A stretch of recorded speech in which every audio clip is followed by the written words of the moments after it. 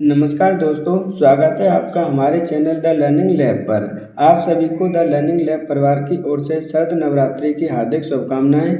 माता रानी आप सभी पर कृपा बनाए रखें। जैसा कि आप सभी को ज्ञात है कि यह सीरीज आपकी आने वाले एग्जाम बीपीएससी टीआरई 4 को लक्ष्य करते हुए जारी की जा रही है, जिसमें आपके प्रीवियस ईयर के क्वेश्चन पेपर, करंट अफेयर्स और सभी एनसीईआरटी के महत्वपूर्ण क्वेश्चन का समावेशन किया जा रहा है। आप सभी से रिक्वेस्ट है कि अगर आपको हमारा कंटेंट पसंद आता है तो वीडियो को लाइक, चैनल को सब्सक्राइब और बेल आइकन को प्रेस कर लीजिए, जिससे कि आने वाली वीडियो का नोटिफिकेशन भी प्राप्त हो सके।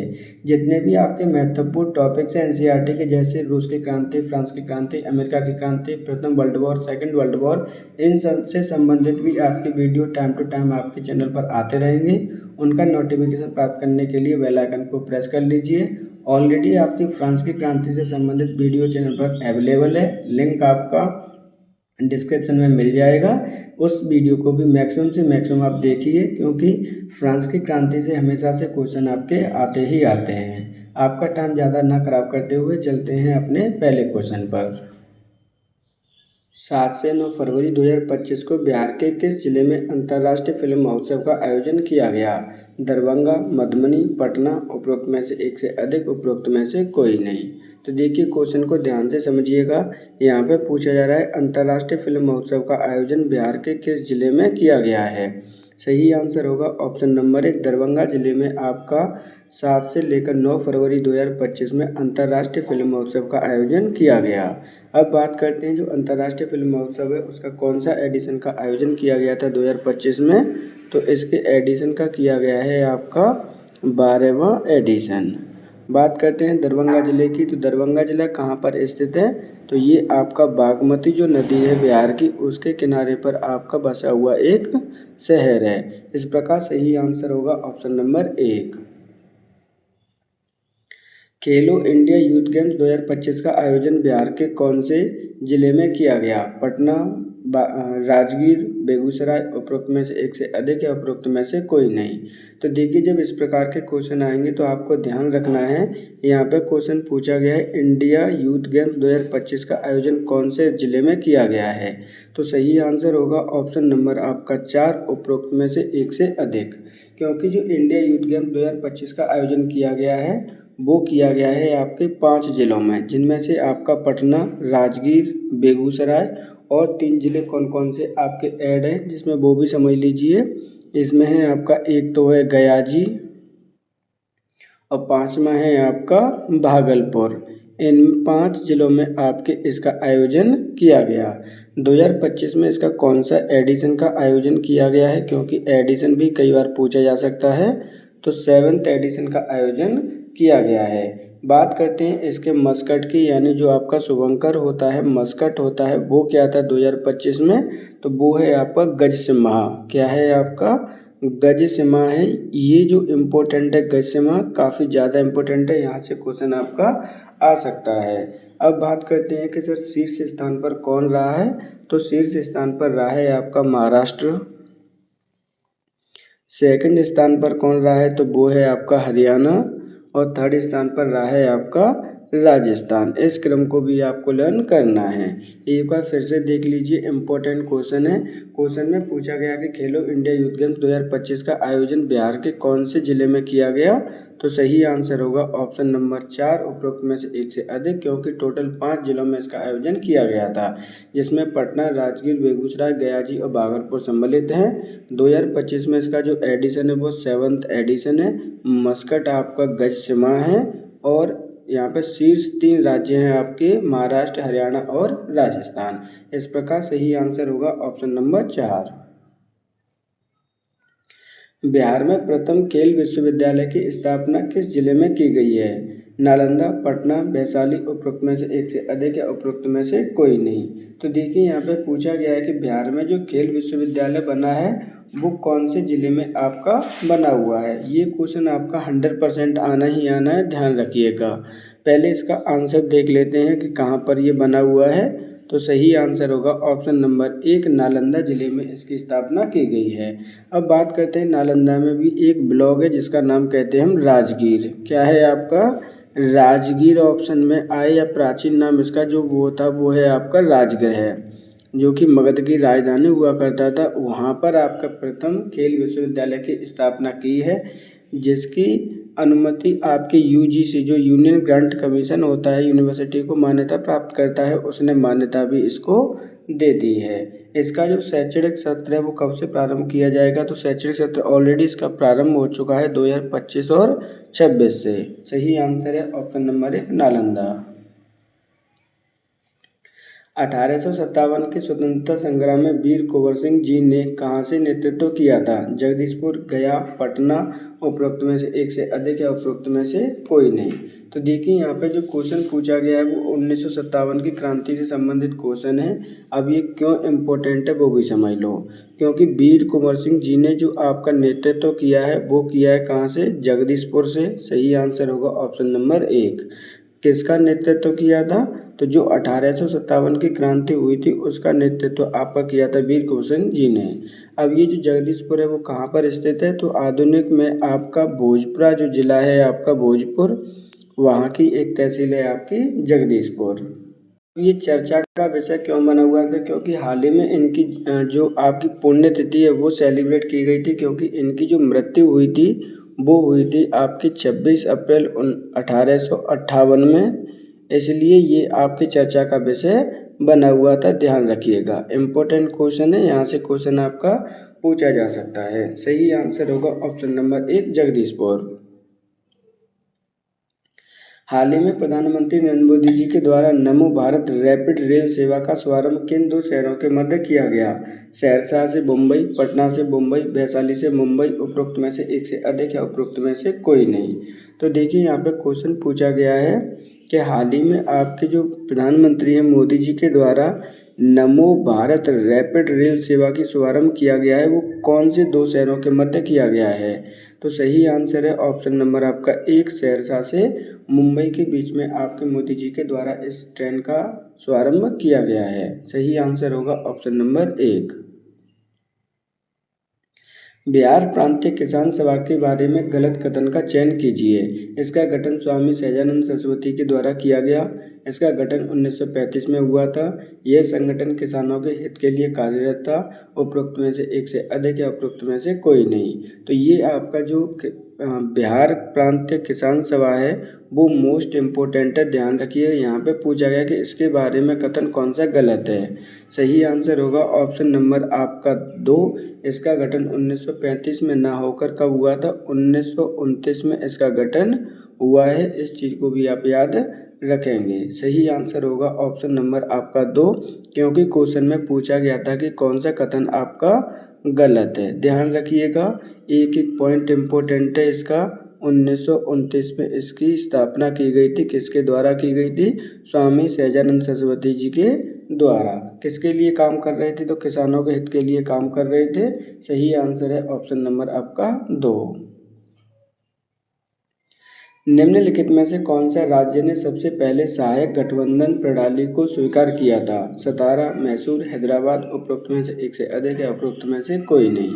तो देखिए यहाँ पे जो क्वेश्चन पूछा गया है इम्पोर्टेंट है। यहाँ पर पूछा गया निम्नलिखित में से कौन से राज्य ने सबसे पहले सहायक गठबंधन प्रणाली, जिसे हम सहायक संधि कहते हैं, एक तो इसका दूसरा नाम भी याद रख लीजिएगा, सहायक संधि के नाम से भी कई बार ये क्वेश्चन आपका आया हुआ है। सबसे पहले किसने एक्सेप्ट किया था, तो सही आंसर होगा ऑप्शन नंबर 3 हैदराबाद के निजाम ने। बात करते हैं सहायक संधि की, तो सहायक संधि की स्थापना कब की गई थी, किसके द्वारा प्रसारित किया गया था मोस्ट ऑफ द टाइम, तो लॉर्ड वेलेजली को आप याद रखेंगे।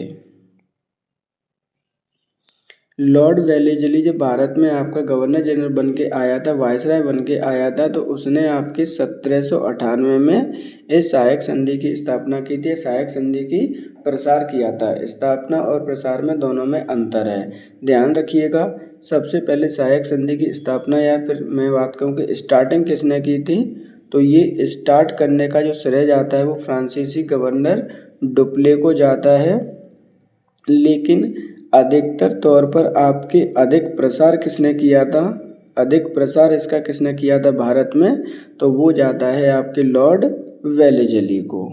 सही आंसर होगा ऑप्शन नंबर 3 हैदराबाद पहला ऐसा शासक था जिसने सहायक संधि को स्वीकार किया था। निम्नलिखित में से किसने सबसे पहले ब्लैक होल त्रासदी को उल्लेख किया? बिपिन चंद्रपाल, जे.जेड. हॉलवेल, गुलाम हुसैन, उपरोक्त में से कोई नहीं या उपरोक्त में से एक से अधिक। तो देखिए यहाँ पे क्वेश्चन क्या पूछा है, निम्नलिखित में से किसने ब्लैक होल त्रासदी का उल्लेख किया है? उस लेखक का नाम आपसे पूछा जा रहा है, ध्यान रखिएगा।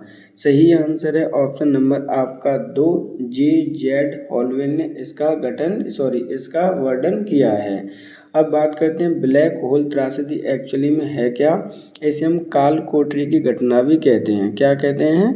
काल कोठरी की घटना भी कहते हैं, ध्यान रखिएगा। अभी इसका महत्व क्या है वो समझ लीजिए।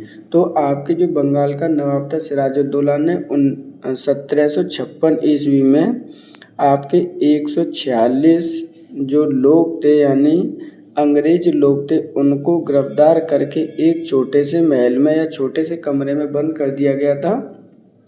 जब मॉर्निंग हुई थी तो उसमें से आपके 123 लोगों की मृत्यु हो चुकी थी, उसमें से कुछ ही जिंदा बच पाए थे। तो इसी घटना को हम ब्लैक होल त्रासदी के नाम से जानते हैं, जो कि कहाँ हुई थी? आपकी बंगाल में हुई थी। इस बात का भी आपको ध्यान रखना है। सही आंसर होगा ऑप्शन नंबर यहाँ पर 2, जे.जेड. हॉलवेल।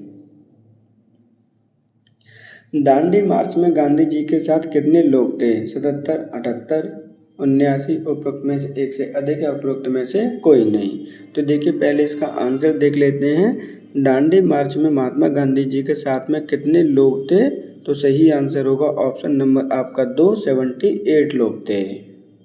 अब बात करते हैं दांडी मार्च के महत्व के बारे में। जब भी इस तरह का क्वेश्चन आएगा ध्यान रखिएगा। दांडी मार्च प्रारंभ किसने की थी? तो महात्मा गांधी जी के द्वारा ये प्रारंभ की गई थी। कहाँ से प्रारंभ हुई थी, कब प्रारंभ हुई थी, इम्पोर्टेंट ये है आपका। तो ये स्टार्ट हुई थी आपके साबरमती आश्रम से।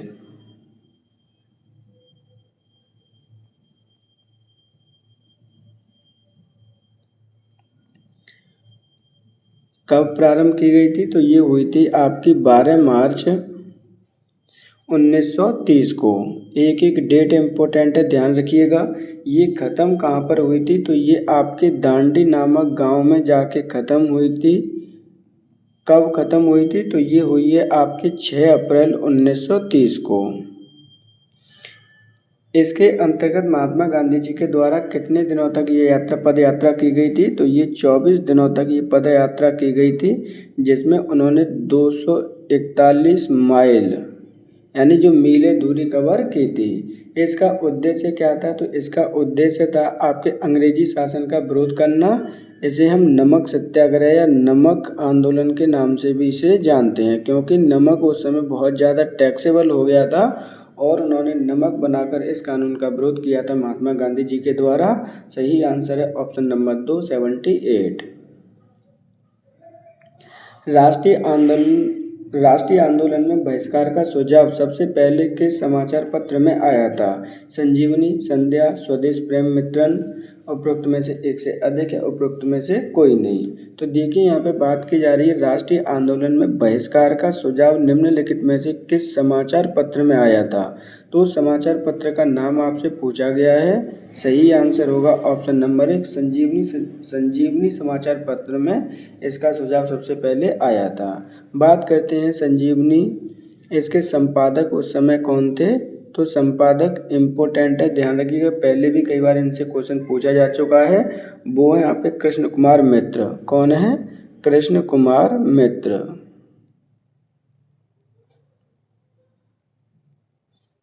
अब इसको प्रारंभ कब किया गया था या क्यों किया गया था, क्या रीजन थे आपके? तो इसमें जो सुझाव दिए गए थे वो बंगाल विभाजन की घोषणा के बाद किए गए थे। बंगाल विभाजन की घोषणा की गई थी आपके 19 जुलाई 1905 ईस्वी में, जिसको अप्लाई कब किया गया था, प्रभावी कब किया गया था? तो वो किया गया था आपके 16 अक्टूबर 1905 को। तो 16 ही अक्टूबर को आपके जो जितने भी राष्ट्रीय नेता थे उन्होंने एक दूसरे को राखी बांधकर देशभक्ति के गीत गाए और इसका विरोध किया। क्वेश्चन में पूछा गया था आपके बहिष्कार का सुझाव किस समाचार पत्र में आया था? तो सही आंसर है ऑप्शन नंबर 1, संजीवनी। आदि ग्रंथ का संकलन किसके द्वारा किया गया था? गुरु नानक देव, गुरु रामदास, गुरु अर्जुन देव, उपरोक्त में से एक से अधिक है, उपरोक्त में से कोई नहीं। तो देखिए यहाँ पे गुरु आदि ग्रंथ का जो संकलन है किसके द्वारा किया गया था, ये क्वेश्चन आपसे पूछा गया है। तो सही आंसर है ऑप्शन नंबर आपका 3, गुरु अर्जुन देव के द्वारा इसका संकलन किया गया। अब गुरु अर्जुन देव के बारे में समझ लीजिए, ये सिखों के 5वें गुरु थे। कौन से गुरु थे आपके? 5वें सिख गुरु थे आपके गुरु अर्जुन देव। इनको सेंटेंस ऑफ डेथ यानी फांसी की सज़ा किसके द्वारा दी गई थी, किस मुगल शासक के द्वारा दी गई थी? ये क्वेश्चन भी कई बार आपका आ चुका है। तो इन्हें दी गई थी आपके जो जहांगीर है उसके द्वारा इन्हें फांसी की सज़ा दे दी गई थी। ध्यान रखना है, इम्पोर्टेंट है आपका। टोटल आपके कितने गुरु हुए हैं आपके सिख धर्म में? तो टोटल गुरु हुए हैं आपके 10, जिनमें से गुरु नानक देव आपके प्रथम थे और गुरु गोविंद सिंह आपके 10वें गुरु थे। इस चीज़ को भी आपको याद रखना है। बात करते हैं अर्जुन देव जी के बारे में। तो अर्जुन देव जी ने ही आपका जो गोल्डन टेम्पल है आपका उसे बनवाया था। इस चीज़ को भी आपको ध्यान रखना है। तो सही आंसर है ऑप्शन नंबर 3। निम्नलिखित में से कौन सा नेता गांधी जी के चंपारण सत्याग्रह में उनके साथ मौजूद नहीं थे? राजेंद्र प्रसाद, मौलाना मजहरूल हक, चित्तरंजन दास, उपरोक्त में से एक से अधिक है, उपरोक्त में से कोई नहीं। तो देखिए यहाँ पे बात की जा रही है गांधी जी के द्वारा जो चंपारण सत्याग्रह स्टार्ट किया गया था तो उसमें कौन सा नेता सम्मिलित नहीं था उनके साथ में? तो सही आंसर है ऑप्शन नंबर 3, चित्तरंजन दास। जबकि राजेंद्र प्रसाद उनके साथ में गए थे, मौलाना मजहरूल हक उनके साथ में गए थे, और कौन कौन से नेता उनके साथ में गए थे ये भी इम्पोर्टेंट है, क्योंकि यहाँ से क्वेश्चन आपके बार बार कई बार पूछे गए हैं। इनमें से एक नाम और ज़्यादा इम्पोर्टेंट है ब्रज किशोर का, क्योंकि ब्रज जो किशोर हैं इनका नाम आपके IAS एग्जाम में भी कई बार इनसे पूछा गया है, ध्यान रखना है। और कौन कौन है? तो और है इसमें आपके महादेव देसाई हैं, JB कृपलानी हैं, नरसिंह पारिक हैं, कस्तूरबा गांधी भी हैं, यानी इनकी जो वाइफ है इनके साथ में वो भी इन्वॉल्व होती हैं, ध्यान रखिएगा। अब बात करते हैं चंपारण सत्याग्रह की, ये कब हुआ था? तो चंपारण सत्याग्रह आपका 1917 ईस्वी में हुआ था। चंपारण कहाँ पर स्थित है? तो ये आपका बिहार का एक जिला है, ध्यान रखिएगा। इसका इम्पोर्टेंस क्यों है? क्योंकि यहाँ पे जो ये आंदोलन हुआ था वो फार्मर्स के लिए हुआ था। फार्मर्स क्या है कि नील की खेती का विरोध कर रहे थे। क्या कर रहे थे? नील की खेती का विरोध कर रहे थे, क्योंकि अंग्रेजों के द्वारा 3/20 भाग पर नील की खेती करना क्या कर दिया था? अनिवार्य कर दिया था। इसी प्रणाली को हम बोलते हैं 3 कटिया की प्रणाली। क्या है? 3 कटिया प्रणाली भी कहते हैं, ध्यान रखना है, इम्पोर्टेंट है। सही आंसर होगा ऑप्शन नंबर 3। किस भारतीय राज्य की मुख्य भूमि की तट रेखा सबसे लंबी है? केरल, गुजरात, महाराष्ट्र, उपरोक्त में से एक से अधिक है, उपरोक्त में से कोई नहीं। तो देखिए यहाँ पर क्वेश्चन पूछा गया है कि कौन से भारतीय राज्य की सबसे लंबी भूमि तट रेखा है, ये क्वेश्चन आपका पूछा गया है। सही आंसर होगा ऑप्शन नंबर 2, गुजरात राज्य है जिसकी सबसे लंबी भूमि रेखा है। कितनी लंबी तटीय रेखा है इसकी? तो इसकी जो तटीय रेखा है वो है आपकी 1214.7 किलोमीटर की इसकी रेखा है। इस चीज़ को ध्यान रखना है।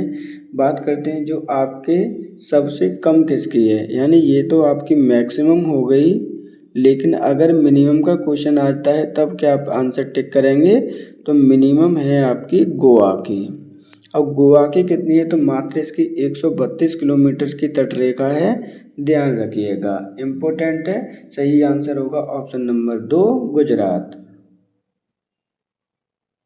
गोबी मरुस्थल निम्नलिखित में से किस महाद्वीप में स्थित है? यूरोप, अफ्रीका, एशिया, उपरोक्त में से एक से अधिक है, उपरोक्त में से कोई नहीं। तो देखिए यहाँ पे बात की जा रही है गोबी मरुस्थल की किस महाद्वीप में आपका स्थित है। तो पहले आंसर सही कर लीजिए, टिक। सही आंसर है ऑप्शन नंबर 3, एशिया में ये स्थित है। अब बात करते हैं एशिया में ये कहाँ पर स्थित है? तो ये आपके मंगोलिया और चाइना के बॉर्डर पर आपका ये स्थित है, यानी मंगोलिया और चाइना दोनों में ही आपका किस तरह का डेजर्ट है, आपका मरुस्थल है, तो ये आपका शीत मरुस्थल की कैटेगरी में आता है। ध्यान रखना है, एनसीईआरटी बेस्ड क्वेश्चन है, इम्पोर्टेंट क्वेश्चन है सभी। तो सही आंसर होगा यहाँ पर option number 3 Asia. Sardar Sarovar बांध किस नदी पर बना हुआ है? गंगा, नर्मदा, ब्रह्मपुत्र, उपरोक्त में से एक से अधिक या उपरोक्त में से कोई नहीं। तो देखिए यहाँ पर क्वेश्चन आपसे पूछा गया है कि जो सरदार सरोवर बांध है वो किस नदी पर आपका बना हुआ है? तो सही आंसर है ऑप्शन नंबर आपका 2, ये आपका नर्मदा नदी पर बांध बना हुआ है। नर्मदा नदी पर कहाँ पे बना हुआ है? तो ये बना हुआ है आपके गुजरात राज्य में। गुजरात राज्य में सरदार सरोवर बांध है, इसका विरोध भी किया गया था। किसके द्वारा विरोध किया गया था? जो मेधा पाटकर हैं आपके, उसके द्वारा इसका विरोध भी किया गया था। एक आंदोलन चलाया गया था इसके विरोध में, नर्मदा बचाओ आंदोलन। क्या है आपका? नर्मदा बचाओ आंदोलन भी चलाया गया था मेधा पाटकर के द्वारा। अब बात करते हैं नर्मदा नदी के बारे में। तो नर्मदा नदी आपकी एक ऐसी नदी है जो कहाँ पे जाके गिरती है? ये अरेबियन सी में गिरती है। इसका उद्गम कहाँ से हुआ है? तो इसका उद्गम आपके अमरकंटक पहाड़ी से उद्गम हुआ है, जिसकी जो डायरेक्शन है वो ईस्ट टू वेस्ट है। इस चीज़ को आपको याद रखना है, इम्पोर्टेंट है। सही आंसर होगा ऑप्शन नंबर 2 नर्मदा नदी। एबी रक्त समूह वाला व्यक्ति किस रक्त समूह के व्यक्ति से रक्त ग्रहण कर सकता है? ए ओ, ए बी, बी ओ, उपरोक्त में से एक से अधिक या उपरोक्त में से कोई नहीं। तो देखिए यहाँ पे एक चीज़ चेंज कर लीजिएगा, ये ऑप्शन नंबर आपका 5 यहाँ पर आपका स्टार्ट हो रहा है। तो यहाँ पे क्वेश्चन पूछा गया है कि ए बी जो रक्त समूह है वो कौन सा व्यक्ति इनमें से ग्रहण कर सकता है? तो सही आंसर होगा ऑप्शन नंबर 4, उपरोक्त में से एक से अधिक। क्योंकि जो ए बी रक्त समूह है वो ए ओ, ए बी और बी ओ सभी से आपका रक्त ले सकता है। इसलिए जो ए बी समूह होता है उसके 2 फैक्टर होते हैं, ए बी पॉजिटिव और ए बी निगेटिव। इम्पोर्टेंट है, ध्यान रखिएगा, फैक्टर को चीज़ समझ लीजिए। जो ए बी पॉजिटिव वाला व्यक्ति होता है उसे हम कहते हैं यूनिवर्सल एक्सेप्टर, यानी सर्वग्राही व्यक्ति। क्या है आपका? सर्वग्राही कहते हैं, क्योंकि ये सभी से रक्त ले सकता है। जबकि इसके अपोजिट में आपके एक समूह और है जिसे हम ओ पॉजिटिव और ओ नेगेटिव है। क्या है आपका? ओ पॉजिटिव और ओ नेगेटिव। यहाँ पे जो ओ नेगेटिव है वो डोनर होता है। क्या है आपका? डोनर है, यानी वो सर्वदाता है, सभी को ये अपना रक्त दे सकता है। सही आंसर है ऑप्शन नंबर यहाँ पे 4, उपरोक्त में से एक से अधिक। निम्नलिखित में से कौन से पौधे एक लिंगी पुष्प उत्पन्न करते हैं? तरबूज और सरसों, तरबूज और पपीता, गुड़हल और पपीता, उपरोक्त में से एक से अधिक या उपरोक्त में से कोई नहीं। तो देखिए क्वेश्चन यहाँ पे पूछा गया है कि निम्नलिखित में से कौन से पौधे एक लिंगी पुष्प उत्पन्न करते हैं? तो सही आंसर होगा ऑप्शन नंबर 2, तरबूज और पपीता आपके 2 ऐसे फल हैं जो आपके एक लिंगी पुष्प को प्रोजेक्ट या प्रस्तुत करते हैं। ध्यान रखिएगा, इम्पोर्टेंट है। अब बात करते हैं एक पुरुष का मतलब क्या होता है सर? तो ऐसे फ्लावर या ऐसे पेड़ पौधे जिनमें आपका पुंकेसर यानी जो मेल होता है आपका स्टेगमा और स्टेमन, यानी, और दूसरा है आपका स्त्री केसर, दोनों ही आपके एक ही पुष्प पर होते हैं, उसे हम एक लिंगी पुष्प कहते हैं। यानी मेल और फीमेल दोनों के जो आपके ऑर्गन होते हैं एक ही पुष्प में होते हैं, उसे हम कहेंगे एक लिंगी पुष्प। सही आंसर है ऑप्शन नंबर आपका 2। दस्ते कबीर मरुस्थल किस देश में आपका स्थित है? इम्पोर्टेंट है, ध्यान रखिएगा, यहाँ से पहले भी क्वेश्चन आपका आ चुका है। सही आंसर क्या होगा? दस्ते कबीर मरुस्थल किस राज्य में किस देश में आपका स्थित है? सही आंसर है ऑप्शन नंबर 1, ये ईरान देश में आपका स्थित है। इसे हम दूसरे नाम से भी जानते हैं, इम्पोर्टेंट है इसलिए क्योंकि पहले ये TRE 1 में आ चुका है, ग्रेट सॉल्ट डेजर्ट। क्या है आपका? ग्रेट सॉल्ट डेजर्ट के नाम से भी हम इसे जानते हैं। जो हम आपको बता रहे हैं, एक्सप्लेन कर रहे हैं, एक एक चीज़ आपके लिए इम्पोर्टेंट है, ध्यान रखिएगा, क्योंकि यहाँ से क्वेश्चन आपके बनते ही बनते हैं। इस प्रकार जो सही आंसर होगा वो होगा ऑप्शन नंबर 1, ये ईरान में स्थित है और ईरान आपका एक पश्चिमी एशियन कंट्री है। सही आंसर है ऑप्शन नंबर 1। निम्नलिखित में से गोल्डमैन पर्यावरण पुरस्कार विजेता नहीं है। चंदा देवी शुक्ला, मेधा पाटकर, वंदना शिवा, उपरोक्त में से एक से अधिक या उपरोक्त में से कोई नहीं। तो देखिए यहाँ पे क्या क्वेश्चन पूछा गया है। क्वेश्चन पूछा गया है यहाँ पे कि निम्नलिखित में से किसे गोल्डन पर्यावरण पुरस्कार प्रदान नहीं किया गया है। तो सही आंसर है ऑप्शन नंबर आपका 3, वंदना शिवा को। वंदना शिवा को गोल्डन पुरस्कार विजेता कभी भी नहीं दिया गया। बात करते हैं मेधा पाटकर की और चंदा देवी शुक्ला की। तो मेधा पाटकर आपके इम्पोर्टेंट व्यक्ति हैं, क्योंकि इन्हीं के द्वारा आपकी नर्मदा बचाओ आंदोलन चलाया गया था। अब इन्हें ये पुरस्कार कब प्रदान किया गया था। तो इन्हें ये पुरस्कार प्रदान किया गया था आपके 1992 ईस्वी में। इम्पोर्टेंट है, ध्यान रखना। सही आंसर है यहाँ पे ऑप्शन नंबर आपका 3, वंदना शिवा को कभी भी गोल्डमैन पर्यावरण पुरस्कार प्रदान नहीं किया गया। भारत के किस राज्य को लुढ़कती पहाड़ियों की भूमि के नाम से जाना जाता है। अरुणाचल प्रदेश, हिमाचल प्रदेश, मिजोरम, उपरोक्त में से एक से अधिक या उपरोक्त में से कोई नहीं। तो देखिए निम्नलिखित में से कौन सा राज्य है भारत का जिसे हम लुढ़कती पहाड़ियों की भूमि की संज्ञा दी जाती है। तो सही आंसर है ऑप्शन नंबर 3, मिजोरम को हम लुढ़कती हुई पहाड़ियों की भूमि भी कहते हैं। इम्पोर्टेंट है, ध्यान रखिएगा। अब बात करते हैं मिजोरम के बारे में। तो मिजोरम की स्थापना कब हुई थी, ये राज्य कब बना था। तो मिजोरम की स्थापना हुई थी आपकी फरवरी 1987 में।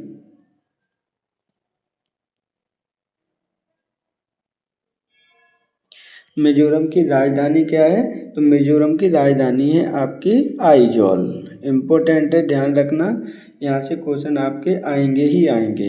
सही आंसर है ऑप्शन नंबर 3। भारत का इको मार्ग लोगो क्या है। मिट्टी का एक घड़ा, एक हरबिंदु, क्रॉस, वृक्ष, उपरोक्त में से एक से अधिक या उपरोक्त में से कोई नहीं। तो देखिए यहाँ पे क्या पूछा गया है कि भारत का जो इको मार्ग है या जो इको मार्ग लोगो है वो क्या है। तो सही आंसर होगा ऑप्शन नंबर 1, मिट्टी का एक घड़ा है आपका भारत का इको मार्ग का लोगो। इको लोगो मार्ग जो योजना है कब प्रारंभ की गई थी या इको मार्ग कब प्रारंभ किया गया था। तो ये प्रारंभ किया गया था भारत सरकार के द्वारा 1991 में। अब ये कहाँ पर लगाया जाता है। तो ऐसी वस्तुएं जो खाद्य वस्तुएं होती हैं वो इकोलॉजी कहिए या फिर आप जो एनवायरनमेंट है उसकी बात कर लीजिए, यानी जो एनवायरनमेंट के लिए बेनिफिशियल होती हैं, कोई भी हानिकारक नहीं है, नॉन वेजिटेरियन नहीं होती हैं, अनुकूल होती हैं, ऐसे प्रोडक्ट जो पर्यावरण के साथ अनुकूल हैं उन पर आपका इको मार्क का लोगो लगा होता है। सही आंसर होगा ऑप्शन नंबर आपका यहाँ पर 1, मिट्टी का घड़ा।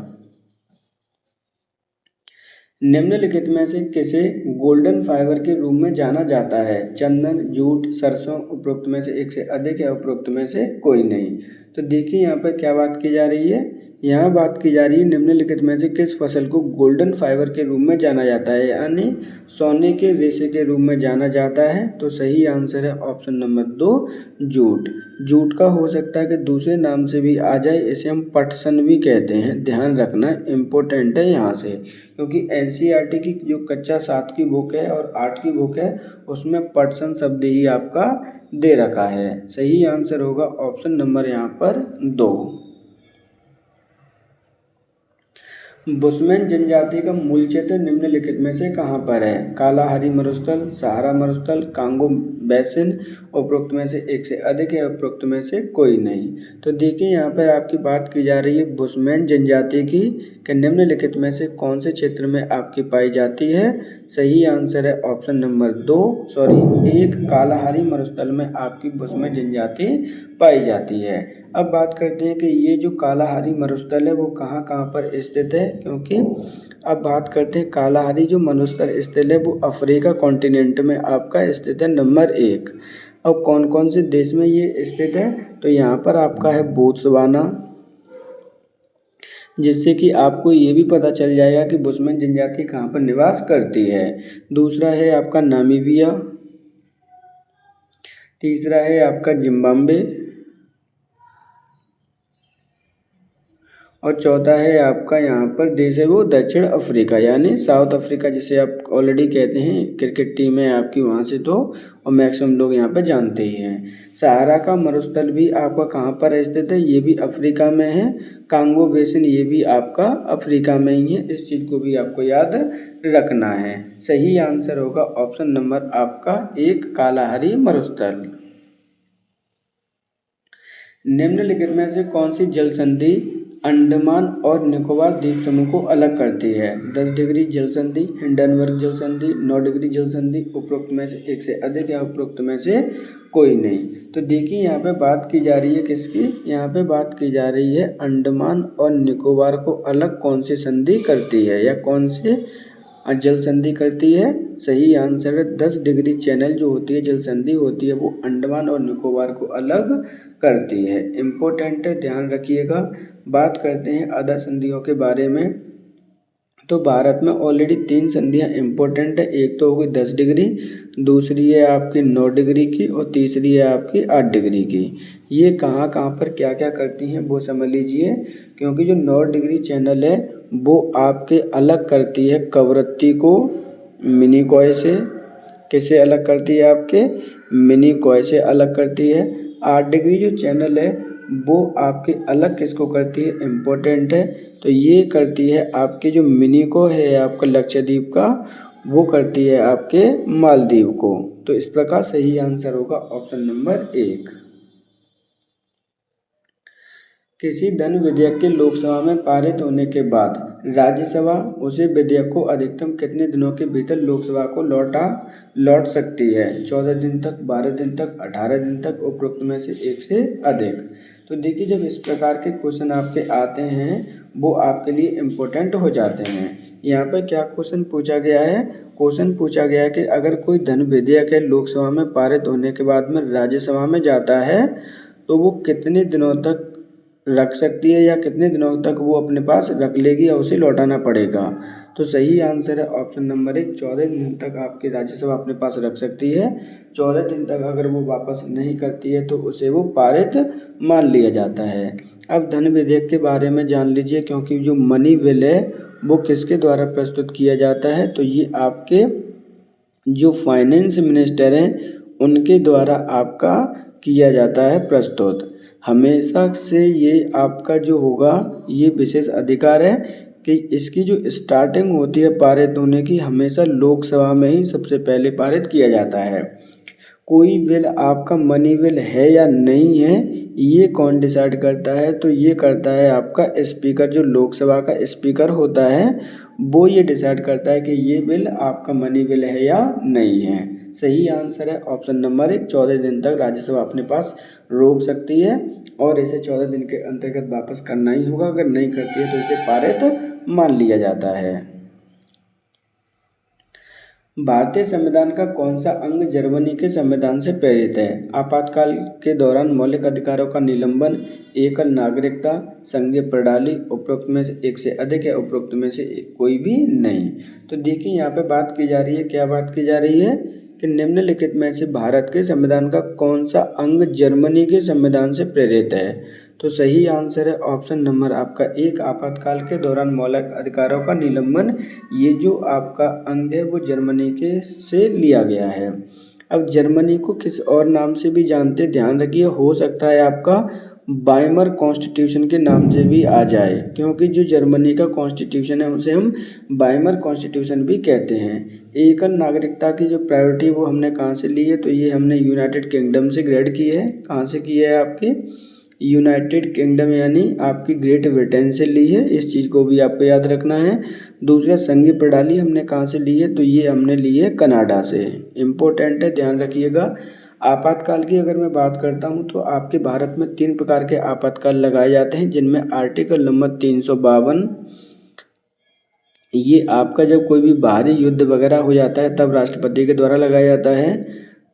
दूसरा आर्टिकल है 356, ये आंतरिक जब विद्रोह हो जाता है तो भारत के किसी क्षेत्र में लगाया जा सकता है। और तीसरा है आपका 360, जो आपका वित्तीय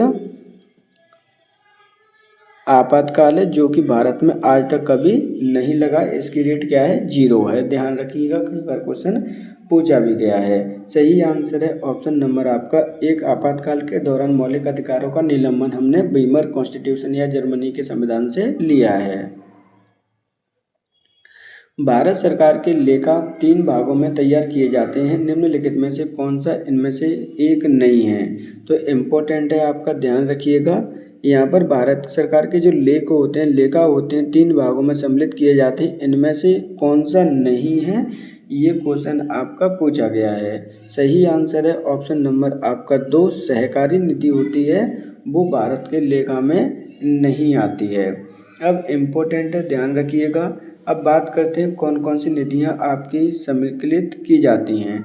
तो नंबर 1 में आपकी लोक निधि ऑलरेडी है ही है, समेकित निधि भी है, और दूसरी होती है वो है आपकी आकस्मिक निधि। ये 3 मानी जाती हैं। क्या है आपकी, आकस्मिक निधि भी आपके इंक्लूड की जाती है। अब इनका वर्णन कौन कौन से आर्टिकल में किया गया है, इम्पोर्टेंट ये है, क्योंकि यहाँ से क्वेश्चन पहले भी कई बार पूछे जा चुके हैं। आकस्मिक निधि का जो वर्णन किया गया है वो आर्टिकल नंबर 267 में किया गया है। डायरेक्ट आपसे आर्टिकल ही पूछे जाते हैं। आपकी समेकित निधि जो भारत की है उसका वर्णन कहाँ पे किया गया है, तो वो किया गया है 266 में। जबकि लोक सेवा निधि है उसका भी वर्णन कहाँ पे किया गया है, इम्पोर्टेंट है, आपके लोक लेखा समिति का गठन किया गया था 1921 में। लेकिन इसका वर्णन कहाँ पे किया गया है, तो वर्णन किया गया है आपकी आर्टिकल नंबर 266 में ही। तो इस प्रकार सही आंसर होगा ऑप्शन नंबर 2। किसी विशेष क्षेत्र की जनसंख्या 3 लाख से अधिक होने पर सरकार द्वारा किस समिति का गठन किया जाता है। वार्ड समिति का, जिला नियोजन समिति का, महानगर समिति का, उपरोक्त में से एक से अधिक या उपरोक्त में से कोई नहीं। तो देखिए यहाँ पर बात की जा रही है, जब किसी विशेष क्षेत्र में आपके 3 लाख से अधिक जनसंख्या हो जाती है तो कौन सी समिति का गठन राज्य सरकार के द्वारा आपका किया जाता है, इम्पोर्टेंट है। तो सही आंसर होगा यहाँ पर आपका 1 वार्ड समिति का गठन आपका किया जाता है, इम्पोर्टेंट है आपका। अब वार्ड समिति से संबंधित प्रावधान कहाँ पे दिए गए हैं, कहाँ पर नॉमिनेट किए जाते हैं, तो ध्यान रखिएगा। भारत का जो भाग नंबर 12 है, कौन सा है, सॉरी भाग नंबर 9 है, उसमें इसका वर्णन दे रखा है। भाग नंबर उसमें भी आपका जो नंबर खा है उसका वर्णन है। दूसरा, अनुसूची की अगर मैं बात करता हूँ कौन सी अनुसूची में दिया गया है, तो अनुसूची नंबर 12 में इसका वर्णन किया गया है। ये राज्य सरकार के द्वारा किए जाते हैं। ये सभी का जो प्रावधान है कब आपका संवैधानिक किया गया, तो संविधान नंबर कब किया गया था, तो जब अमेंडमेंट हुआ था, संशोधन हुआ था 74, कौन सा है 74, क्योंकि ये महानगर या नगर से संबंधित है, जबकि 73 आपका गांव से संबंधित है। इस प्रकार सही आंसर होगा ऑप्शन नंबर 1, जहां की 3 लाख से अधिक जनसंख्या हो जाती है, सरकार वहां पर वार्ड समिति का गठन करती है। यदि कोई राज्य संवैधानिक तरीके से संचालन में सफल होता है तो वहाँ राज्य आपातकाल लागू किया जा सकता है। इनमें से कौन सा राज्य आपातकाल की घोषणा कर सकता है, तो देखिए यहाँ पे क्या है कि यदि कोई राज्य संवैधानिक तरीके से संचालन में सफल नहीं होता है, एक शब्द ऐड कर लीजिएगा यहाँ पर, संचालन में आपका कोई भी नहीं होता है, या जो सफल की जगह विफल शब्द भी आ सकता है, तो आपको ये वर्डिंग ही देखनी है। तो यहाँ पर बात की जा रही है कि राज्य आपातकाल की घोषणा किसके द्वारा आपकी की जा सकती है, तो सही आंसर है ऑप्शन नंबर 3, भारत के राष्ट्रपति को ये अधिकार है। अब एक एक करके देख लीजिए, क्योंकि यहाँ पर इम्पोर्टेंट है आपातकाल। क्या है आपके, आपातकाल का जब क्वेश्चन आता है तो आपके हमेशा आपको याद रखना है, भारत में 3 प्रकार के आपातकाल लगाए जाते हैं। आर्टिकल नंबर 356 में जब कोई बाहरी युद्ध वगैरह हो जाता है या फिर आक्रमण वगैरह हो जाता है भारत पर, तो राष्ट्रपति आपका आपातकाल लगा सकता है। सॉरी 300, ये 352 में आएगा। और जो 356 है उसका वर्णन ऑलरेडी ऊपर दे रखा है। 356 में कहा जाता है कि जब कोई राज्य आपका संवैधानिक तरीके से नहीं चल रहा होता है या फिर कोई भी आंतरिक विद्रोह वगैरह हो जाता है तो उसके मामले में आपके राष्ट्रपति को अधिकार है कि वो भारत के किसी राज्य या राज्य के क्षेत्र पर आपातकाल लगा दे। एक और आपका आपातकाल है आर्टिकल नंबर 360, वो है आपका वित्तीय आपातकाल। ये अभी तक भारत में कभी भी नहीं लगा है। तो सब किसको अधिकार है आपातकाल लगाने का, तो ध्यान रखिएगा एकमात्र राष्ट्रपति को ही अधिकार है राज्य में आपातकाल लगाने का। सही आंसर है ऑप्शन नंबर 3। जनगण मन को संविधान द्वारा आधिकारिक रूप से भारत का राष्ट्रगान के रूप में कब स्वीकृत किया गया? 24 जनवरी 1950, 26 जनवरी 1950, 26 जनवरी 1949। उपरोक्त में से एक से अधिक या उपरोक्त में से कोई नहीं। तो देखिए यहाँ पे बात की जा रही है जनगण मन की संविधान के द्वारा आधिकारिक रूप से राष्ट्रगान के रूप में कब स्वीकृत किया गया है? तो सही आंसर है ऑप्शन नंबर 1, 24 जनवरी 1950 को इसको स्वीकृत किया गया है। बात करते हैं जनगण मन की, तो ये आपका क्या है? तो ये आपका है राष्ट्रीय गान। किसके द्वारा लिखा गया है ये इम्पोर्टेंट है। तो ये लिखा गया है गुरु रविन्द्रनाथ टैगोर जी के द्वारा।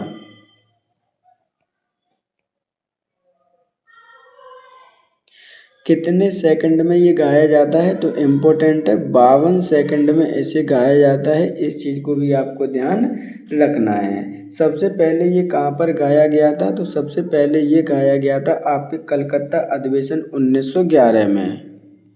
ध्यान रखना है कलकत्ता अधिवेशन में सबसे पहले ये गाया गया है, कांग्रेस का जब अधिवेशन हुआ था। सही आंसर होगा ऑप्शन नंबर यहाँ पे 1, 24 जनवरी 1950। भारतीय संविधान में शामिल स्वतंत्रता, समानता एवं बंधुता के सिद्धांत किस देश के संविधान से लिए गए हैं? Britain, France, Ireland. उपरोक्त में से एक से अधिक या उपरोक्त में से कोई नहीं।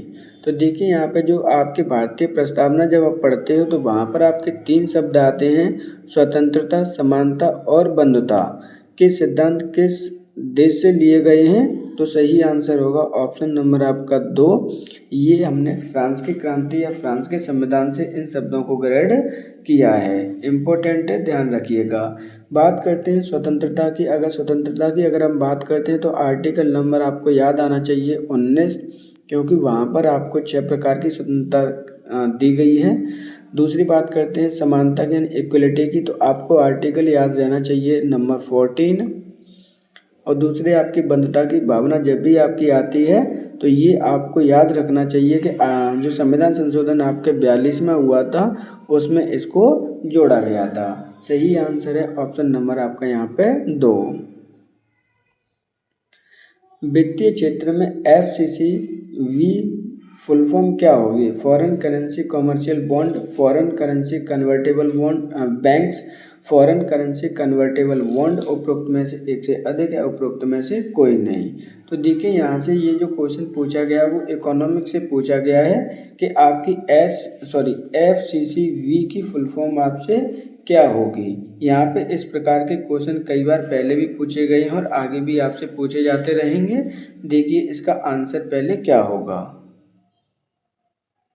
तो यहाँ पे जो सही आंसर होगा वो होगा फॉरेन करेंसी कन्वर्टेबल बॉन्ड, अर्थात ऑप्शन नंबर आपका 3 सही आंसर होगा, जिसमें पूछा गया था कि FCCV की फुल फॉर्म क्या होगी। इस तरह के क्वेश्चन आपके आते ही हैं, ध्यान रखिएगा।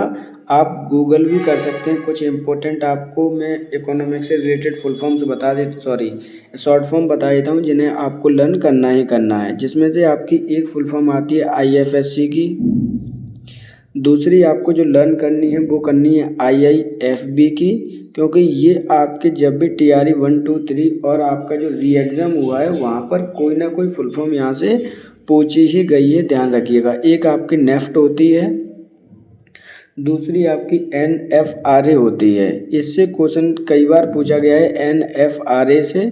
तो ये जो आपकी शॉर्ट फॉर्म मैंने बताई है इनको आप लर्न कर लीजिएगा। क्वेश्चन में पूछी गई थी FCCV की फुल फॉर्म, तो फॉरेन करेंसी कन्वर्टेबल बॉन्ड इसकी फुल फॉर्म होगी। सही आंसर भी यही ऑप्शन होगा। सरकारी एजेंसी एनडीसी का पूर्ण रूप क्या है? National development council, national development centre, national defence council, उपरोक्त में से एक से अधिक या उपरोक्त में से कोई नहीं। तो देखिए आपसे पूछा गया है कि एनडीसी का फुल फॉर्म क्या होगा। हो सकता है कि जब आपकी हिंदी में चीज़ें लिखी होती हैं तो आपको चीज़ें समझ में ना आए डायरेक्ट बहुत जल्दी से, तो यहाँ पर डायरेक्टली क्वेश्चन आपसे पूछा जा रहा है कि एनडीसी की फुल फॉर्म आपकी क्या है, इम्पोर्टेंट है। तो एनडीसी की फुल फॉर्म है national economic national development council. क्या है फुल फॉर्म है आपकी? नेशनल डेवलपमेंट काउंसिल इसकी फुल फॉर्म होगी। अब बात करते हैं कि सर इसकी स्थापना कब की गई थी एनडीसी की। तो एनडीसी की स्थापना कई बार पूछी गई है। 6 अगस्त 1952 को इसकी स्थापना हुई थी, ध्यान रखिएगा। अब इसका जो वर्क क्या था एनडीसी का, तो वर्क था आपकी जो 5 ईयर प्लान हुआ करते थे, 5 ईयर प्लान को अंतिम में इसकी ही स्वीकृति लेनी पड़ती थी। इस चीज़ को भी आप याद रखोगे। सही आंसर है ऑप्शन नंबर आपका 1। भारतीय रिजर्व बैंक की स्थापना कब हुई थी? 21 अप्रैल 1930, 1 अप्रैल 1925, 1 अप्रैल 1935, उपरोक्त में से एक से अधिक, उपरोक्त में से कोई भी नहीं। तो देखिए भारतीय रिजर्व बैंक की बात की जा रही है कि इसकी स्थापना कब हुई थी, तो पहले आंसर देख लीजिए। सही आंसर है ऑप्शन नंबर 3, 1 अप्रैल 1935 को इसकी स्थापना हुई थी। अब ये किसके माध्यम से इसकी स्थापना हुई है? तो आरबीआई एक्ट 1934 के माध्यम से इसकी स्थापना हुई है। ये चीज़ को आपको याद रखना है। और क्या याद रखोगे? तो और याद रखोगे कि इसका नेशनलाइजेशन कब हुआ था, यानी राष्ट्रीयकरण इसका कब हुआ है, ये भी आपको याद रखना है। तो वो हुआ है 1949 को। दूसरे और पॉइंट हैं जो आपको लर्न करने हैं, वो क्या हैं? तो वो है उनमें से एक हेड क्वार्टर इसका कहाँ पर है? तो हेड क्वार्टर है आपका मुंबई में। इसके वर्तमान में गवर्नर कौन है? तो गवर्नर हैं आपके संजय मल्होत्रा। क्या हैं आपके? संजय मल्होत्रा। चारों पॉइंट आपको याद होने चाहिए क्योंकि आरबीआई से कहीं भी क्वेश्चन कैसे भी आपसे पूछा जा सकता है। सही आंसर होगा ऑप्शन नंबर यहाँ पे 3। भारत किस वर्ष संघाई सहयोग संगठन में शामिल हुआ था? 2017, 2001, 2005, उपरोक्त में से एक से अधिक है, उपरोक्त में से कोई भी नहीं। तो देखिए यहाँ पे संघाई सहयोग संगठन की बात की जा रही है कि भारत इसमें कब शामिल हुआ था। तो बात करते हैं भारत के शामिल होने की, किस वर्ष आपका सहयोग में हुआ है। तो सही आंसर है ऑप्शन नंबर 1, 2017 में आपका संघाई सहयोग संगठन में भारत शामिल हुआ था। संघाई सहयोग संगठन को आप एससीओ के नाम से भी जानते हैं। किस नाम से जानते हैं आप? एससीओ के नाम से भी आप इसको जानते हैं। बात करते हैं कि इसकी स्थापना गठन कब हुआ था। तो इसका गठन हुआ था संघाई 5 के नाम से 1996 में। कब हुआ था? 1996 में इसका गठन हुआ था संघाई 5 के नाम से। इम्पोर्टेंट है इसका नाम, ध्यान रखिएगा। लेकिन संघाई सहयोग संगठन यानी एससीओ इसका नाम कब कर दिया गया? तो एससीओ कर दिया गया था 2001 में। इसका हेडक्वार्टर कहाँ पर है? तो इसके नाम में ही ऑलरेडी हेडक्वार्टर है, संघाई में इसका ही हेडक्वार्टर है। वर्तमान में आपके इसकी जो बैठक हुई थी 2025 में, वो कहाँ पर हुई थी? तो 2025 में इसकी बैठक चाइना में ही हुई थी, ध्यान रखिएगा। जहाँ पर भारत की तरफ से मोदी जी के द्वारा भारत का प्रतिनिधित्व किया गया था। इस प्रकार जो सही आंसर होगा वो होगा ऑप्शन नंबर 1। भारत में टाटा आयरन एवं स्टील कंपनी लिमिटेड की स्थापना किस वर्ष की गई थी? 1904, 1907, 1904, उपरोक्त में से एक से अधिक, उपरोक्त में से कोई भी नहीं। तो देखिए यहाँ पे बात की जा रही है किसकी? बात की जा रही है आपके Tata iron steel company limited यानी टिस्को की। तो यहाँ पर दो ऑप्शन जो समान है उसको चेंज कर लीजिएगा, एक को 1905 बना लीजिएगा। तो Tata iron and steel company limited की स्थापना किस वर्ष की गई थी भारत में? तो सही आंसर है ऑप्शन नंबर 2, 1907 में इसकी स्थापना हुई थी। इसको हम शॉर्ट फॉर्म में भी आप लर्न कर लीजिएगा, टिस्को भी कहते हैं। क्या कहते हैं? कि टिस्को की स्थापना कब हुई थी। अब बात करते हैं इसका काम क्या है। तो इसका काम है आपकी जो स्टील होती है उसको एक्सपोर्ट करना, मैन्युफैक्चरिंग करना। इसका भारत में सबसे बड़ा कार्य आपका यही है। हेडक्वार्टर कहाँ पर है, तो हेडक्वार्टर है आपका मुंबई में। ये रतन टाटा जी वाली ही है, ध्यान रखिएगा, क्योंकि वो अभी एक्सपायर हो चुके हैं, इम्पोर्टेंट हैं। सही आंसर है ऑप्शन नंबर 2। नाबार्ड की स्थापना किस वर्ष हुई थी? 2001, 1990, 1982, उपरोक्त में से एक से अधिक या उपरोक्त में से कोई नहीं। तो नाबार्ड की स्थापना किस वर्ष की गई? तो सही आंसर है ऑप्शन नंबर आपका 3, 1982 ईस्वी में नाबार्ड की स्थापना की गई है। अब बात करते हैं सर इसका जो हेडक्वार्टर है नाबार्ड का वो कहाँ पर है। तो हेडक्वार्टर है आपका मुंबई में, याद रखिएगा, इम्पोर्टेंट है। बात करते हैं नाबार्ड बैंक के बारे में। तो नाबार्ड बैंक आपके जो कृषि क्षेत्र होता है उसके लिए लोन प्रोवाइड कराती है, जो कि चल संपत्ति की जगह अचल संपत्ति होती है। यानी जो एग्रीकल्चर में वर्क किया जाता है उन्हें ये लोन प्रोवाइड कराने वाली सबसे बड़ी संस्था है आपकी नाबार्ड बैंक। नाबार्ड की फुल फॉर्म भी कई बार पूछ ली जाती है, तो याद रख लीजिएगा, national bank for agriculture and rural development इसकी फुल फॉर्म है। सही आंसर होगा ऑप्शन नंबर 3। भारत में एकीकृत बाल विकास सेवा का आरंभ किस वर्ष किया गया था? 1976, 1974, 1975, उपरोक्त में से एक से अधिक, उपरोक्त में से कोई नहीं। तो देखिए यहाँ पे आपसे क्या पूछा गया है कि भारत में आपकी इंटीग्रेटेड चाइल्ड डेवलपमेंट प्रोग्राम या सर्विस, कई तरह से इसका नाम आता है, ध्यान रखना। तो यहाँ पे क्या है आपका इंटीग्रेटेड एकीकृत बाल विकास इंटीग्रेटेड चाइल्ड डेवलपमेंट सर्विस, किसी तरह से इसका नाम भी पूछ लिया जाता है, फुल फॉर्म भी आपकी पूछ ली जाती है इसमें, लेकिन पूछा गया है कि कब आपकी प्रारंभ की गई थी भारत में। तो सही आंसर है ऑप्शन नंबर आपका 3, 1975 में भारत में बाल विकास एकीकृत सेवा प्रारंभ की गई थी। इम्पोर्टेंट है, ध्यान रखना। सही आंसर है ऑप्शन नंबर आपका 3। भारतीय जीवन बीमा निगम किस वर्ष समाविष्ट हुई? 1953, 1954, 1956 या उपरोक्त में से एक से अधिक, उपरोक्त में से कोई नहीं। देखिए यहाँ पे बात किसकी की जा रही है, तो बात की जा रही है LIC की। किसकी बात की जा रही है? LIC की बात की जा रही है, लाइफ इंश्योरेंस कॉर्पोरेशन की बात की जा रही है कि भारतीय जीवन बीमा निगम की स्थापना किस वर्ष की गई है। क्योंकि LIC आपको पता है, क्योंकि एक आपकी इंश्योरेंस देने वाली कंपनी है, गवर्नमेंट कंपनी है, जो कि क्या करती है, इंश्योरेंस लोगों की सुरक्षा करने के लिए देती है। क्वेश्चन में पूछा गया कि इसकी स्थापना कब हुई है, तो 1956 में इसकी स्थापना हुई है। सही आंसर है ऑप्शन नंबर आपका 3। अब बात करते हैं सर इसका हेडक्वार्टर कहाँ पर है। तो हेडक्वार्टर आपका इसका मुंबई में इसका हेडक्वार्टर है, ध्यान रखिएगा, मुंबई। सही आंसर है ऑप्शन नंबर 3।